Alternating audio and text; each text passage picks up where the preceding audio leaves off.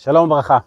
אחד הדברים שהכי חשובים הרבה פעמים לאדם זה איזושהי יציבות רגשית, שהוא לא יטולטל כל הזמן בכל מיני אירועים שקורים לו. וכאן יש מפתח מאוד חשוב שכדאי לשים אליו לב. כשאדם מודד את עצמו ביחס לשני כל הזמן, איך הוא לעומת הסביבה, הוא כל הזמן נכנס לטלטלות.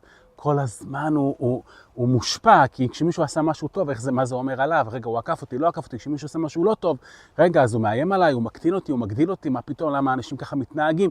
הוא מאוד מאוד מתערבב רגשית עם הסביבה, והדבר הזה סוחט את כוחות הנפש, ממש מרוקן את האדם.